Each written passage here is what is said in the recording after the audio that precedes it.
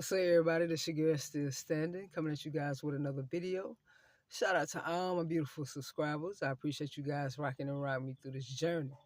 And as always, I hope you guys are staying focused. I hope you guys are staying balanced. I hope you're keeping your frequency up. I hope you're keeping your vibration up. I hope you're keeping us up right here. And I hope you're navigating through this bullshit the best way you know how. All right, y'all. Listen, I hope you're having a dope day. You know what I'm saying? Like I tell y'all all the time, I hope y'all having a good day on purpose. So check this. I'm gonna get on the spiritual side today on this video. And it's gonna be real touchy, you know what I'm saying? But I definitely got the proof. You feel me?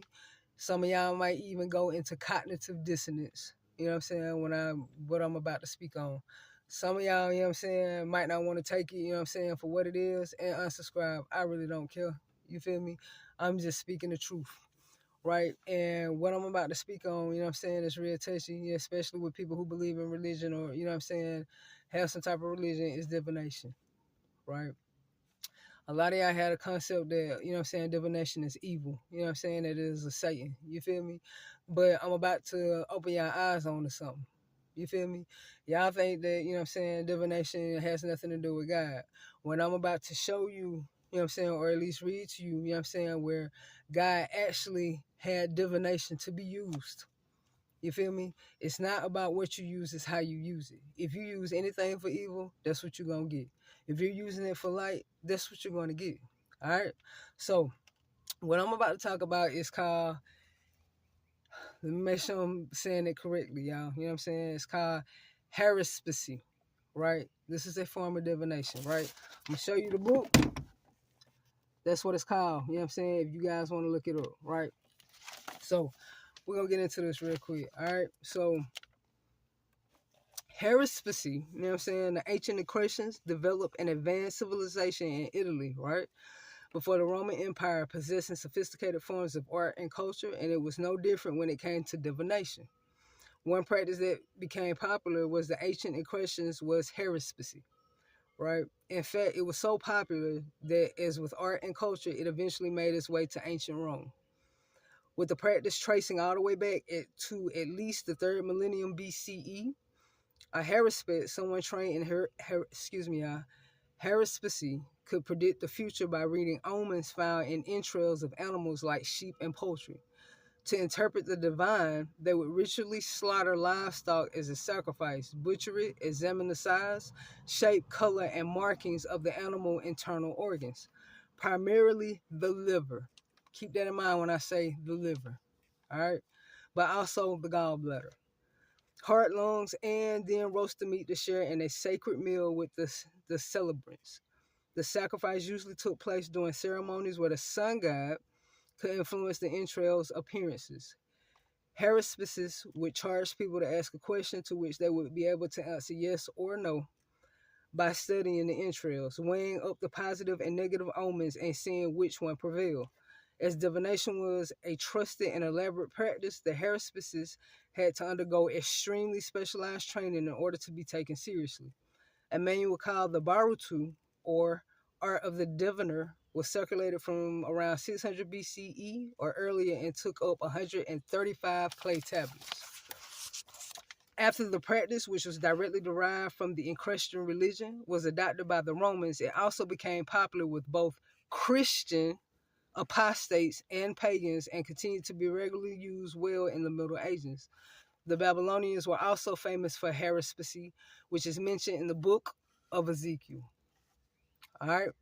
Y'all heard what I said. The book of Ezekiel. So, check this. I'm about to go to that book. It's Ezekiel, the 21st chapter. I'm going to go through King James Version first, right? And then I'm going to go through a translated another version, you feel me, of the Bible, right?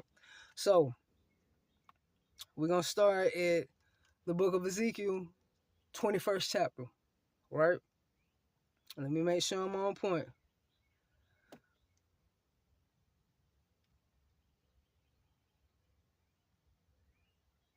All right, 21st chapter, 18th verse, right? And this is Ezekiel talking, right? 18th verse, it starts off, the word of the Lord. I'm going to say it one more time.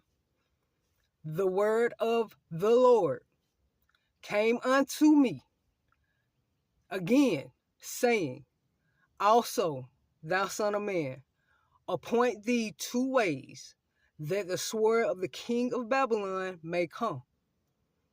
Both twain shall come forth out of one land, and choose thou a place, choose it at the head of the way to the city. Appoint a way, that the sword may come to the Rabbah of the Ammonites, and to Judah and Jerusalem in the defense. For the king of Babylon stood at the parting of the way, at the head of the 2 ways, to use divination. He made his arrows bright. He consulted with images. He looked in the liver. That's the 21st verse. Okay? We went from 18 through the 21st. Very important that I said he looked in the liver. This is at the end of the 21st verse. Y'all can look it up. At his right hand with the divination for Jerusalem, to appoint captains to open the mouth in the slaughter, to lift up the voice with the shouting, to appoint battering rams against the gates, to cast them out and to build a fort. And it shall be unto them as a false divination in their sight, to them that have sworn oaths, but he will call to remembrance the iniquity that they may be taken. All right, this is what God told Ezekiel. You feel me? All right, so that's the King James Version. I did it in a the Bible is called the Baker Illustrated Bible Commentary, to break it down. You feel me? To understand what I just read, okay? So, I'm going to read this to you guys. 21st, right? 21st chapter. I'm going to go from the 14th all the way down, right? It says, Ezekiel's act of striking his hand together, in which he is followed by God. This is what God told Ezekiel to do. Is the triumphant gesture of the victor over the vanquished, thus making the sword oracle all the more frightening. The last part of the chapter has an oracle against Israel, y'all, and an oracle against the Ammonites. It begins with another action by Ezekiel. This time he is told by the Most High, okay? This time he is told to mark out 2 roads, one of which heads for the Rabbi and Ammonite country, and one of which heads for Jerusalem. Both cities are capital cities. It may seem strange that the war strategies are determined through the use of magic. For Nebuchadnezzar consults arrows, lights, idols, and the liver in order to ascertain which of the 2 roads to follow. Jerusalem, the procedure indicated, is the direction to head. This idea is powerful and unorthodox. Through a magical, of course they're going to try to dumb it down, heathen operation, a legitimate divine guidance is given. Nebuchadnezzar is on the correct road. It's in the Bible. Do your research. Again, y'all have to understand something. The Bible, you feel me? There have books been taken out. You feel me? There are things have been taken out. And why?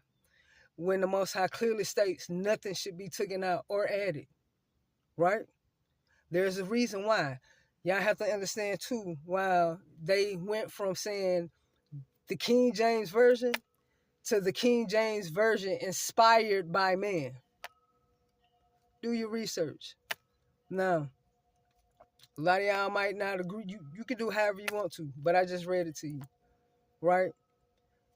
You have to understand. You have to use your discernment. You have to use your intuition. And you have to do your research. Right? And lean on the Most High for all the direction that you need. Because if you think for 1 second that man can't pencil whoop things, you tripping. Wake up. Wake up. Can people use divination for evil? Absolutely. But the Most High can use it as well. And he used it. He had Ezekiel to do just that. You feel me? Do your research. True targets. Make sure you are doing something that keeps you inside of you. I don't care what it is. Something that gives you a sense of peace. a sense of happiness, if it's only for a month, if it's only for a week or a day. Make sure that you're doing it. And as always, don't react, stand back, and let the Most High handle it. Y'all have an amazing day and have a good day on purpose, and you'll be hearing from me. Peace.